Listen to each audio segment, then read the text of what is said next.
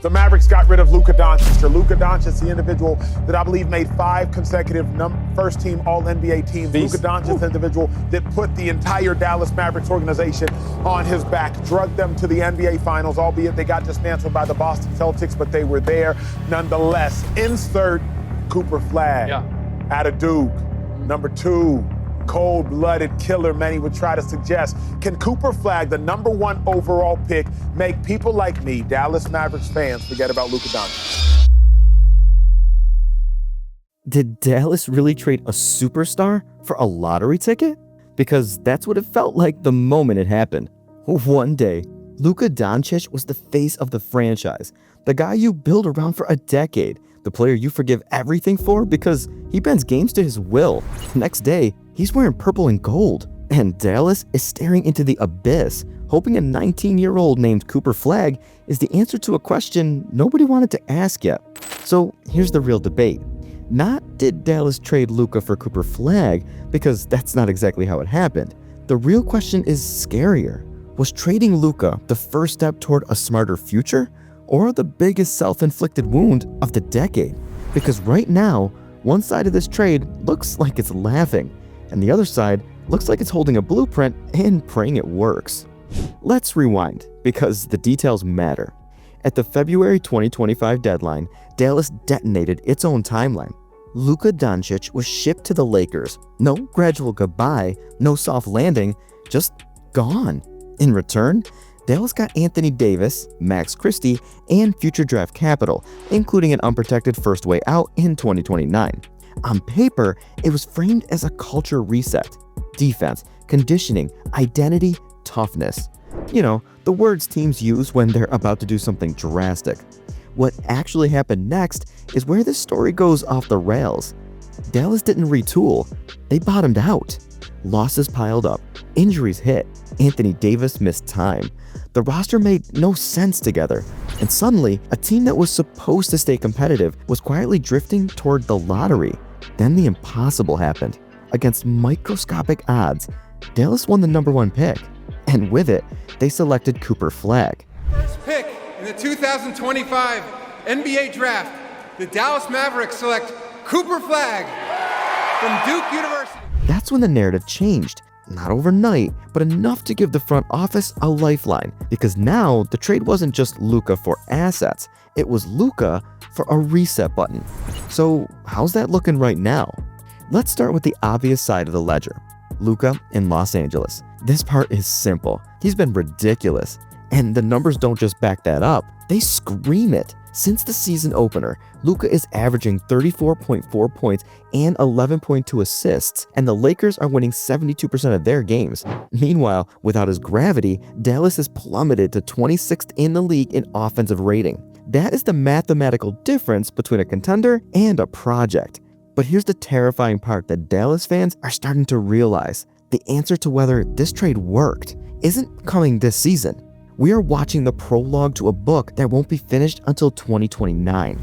He didn't need a grace period. He didn't need time to figure it out. He walked into the Lakers offense and took control like he'd been there for years. We're talking MVP level production night after night. Scoring in the mid-30s, rebounding, playmaking, controlling pace, closing games. Now it's Luka, goes around his man, pulls up from 13 feet, count it, and 1! And then came the game everyone circled, Luka versus Dallas. No subtlety, no mercy. He cooked his former team, dictated the final minutes, and reminded everyone why you don't casually move on from a top 5 player in his prime. The Lakers are winning. They're deep, they're dangerous, and Luka looks like he's enjoying basketball again. That alone tilts public opinion hard, because fans don't live in theory, they live in the present. And the present says the Lakers got the best player. Now, flip to Dallas. This is where patience gets tested. Cooper Flagg was dropped straight into chaos. No easing in, no protected role, no learn behind veterans phase. He's the face of the franchise from day one. And to be fair, he hasn't looked overwhelmed. He just hasn't looked like Luka, which is the most unfair comparison imaginable. Flagg isn't dominating the scoreboard, he's dominating moments, defensive reads, help rotations, passing angles most rookies don't see yet. He's rebounding, he's blocking shots, he's moving the ball. In flashes, you see it, the connective tissue of a modern superstar. But here's the reality Dallas fans have to sit with. Flashes don't win games. The Mavericks are losing. The record is ugly, and Anthony Davis, the bridge player meant to stabilize the whole thing, has barely been available. That part matters more than people admit, because this trade was never supposed to be Luka for a teenager straight up. It was Luka for a superstar defender now and a star later, and half of that equation hasn't held up. So let's pause right here, because this is the twist point in the story, the part where the debate actually flips. This trade isn't really about Luka versus Flagg, it's about timelines. We need to stop looking at the standings today, because this trade is going to be judged in 3 distinct snapshots. Year 1, the shock. Year 3, the development. Year 5, the verdict. Right now, we are just surviving the shock. The Lakers chose certainty. They chose a known monster in his prime. They chose to win now, loudly, unapologetically. Dallas chose possibility. They chose cap flexibility. They chose assets. They chose a future where everything lines up perfectly if Flagg becomes who they think he can be. And that's the gamble, because if Cooper Flagg becomes a two-way superstar, this trade ages differently. Suddenly, Dallas looks patient, forward-thinking, brave.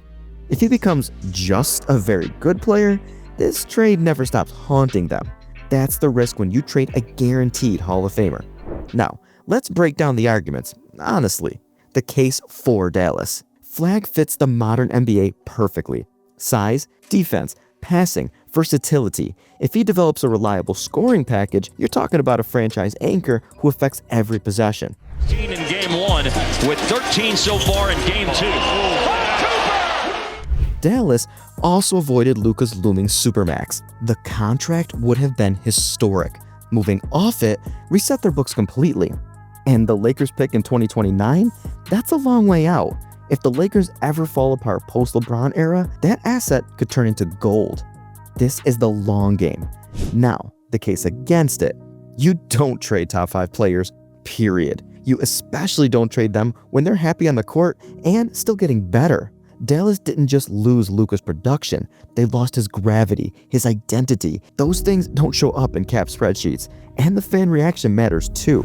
This wasn't a quiet pivot, it was a shock, anger, betrayal. Watching Luka torch teams in a Lakers jersey while your team struggles to crack 500 is not a fun rebuild experience.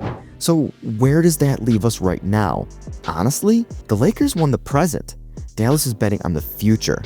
And the margin for error is razor thin, because this trade only works if Cooper Flagg becomes a superstar, not an all-star, not a fan favorite, a franchise-altering force. That's a heavy expectation for a teenager on a losing team.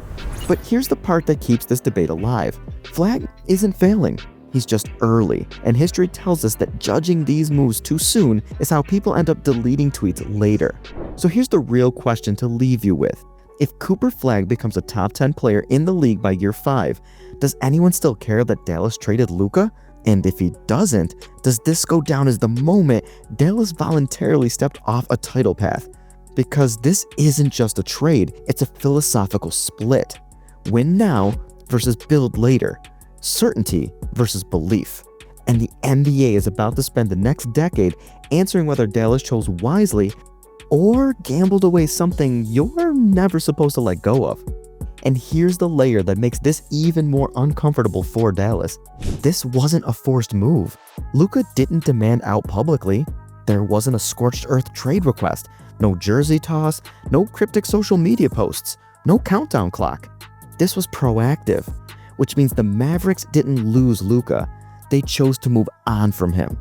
That distinction matters because it reframes how we judge everything that follows. If this was inevitable, fans would process it differently. But when it's voluntary, the standard gets higher. The justification has to be airtight. And right now, it isn't. There's also the psychological side of this that doesn't show up in spreadsheets or prospect reports. Superstars do something to a franchise that prospects can't replicate immediately. They give cover. They give belief. They make mediocre nights survivable. When Luka was in Dallas, no deficit felt permanent. No opponent ever felt safe. Even when things went wrong, there was always the sense that one absurd stretch could fix everything. That's gone now. Instead, Dallas is asking fans to believe in progress rather than results, in development rather than dominance, in what might be, not what is. That's a harder sell than people realize, and it's why this trade will always feel heavier than a normal rebuild. Because rebuilding after failure is expected. Rebuilding after choosing to let go of greatness is different. Now, zoom out league-wide, and you start to see why this move sent shockwaves. Front offices noticed. Players noticed. Because if Dallas was willing to trade Luka Dončić, no one feels untouchable anymore. That creates a weird ripple effect across the league. It empowers aggressive executives. It emboldens risk takers. It also makes stars quietly take notes about where loyalty actually stands. And that might be the most lasting impact of this whole saga. Not wins or losses, but precedent. So when this gets debated 5 years from now, it won't just be about Luka's stats or Flagg's ceiling. It'll be about whether betting on control over certainty is a move franchises should ever make when they already have the thing everyone else is desperately chasing. Because stars like Luka don't come around often. Prospects like Flagg come around once in a generation too. And Dallas decided to bet that one day, those two things would be equivalent. That's the gamble. That's the risk. And that's why this conversation isn't going away anytime soon.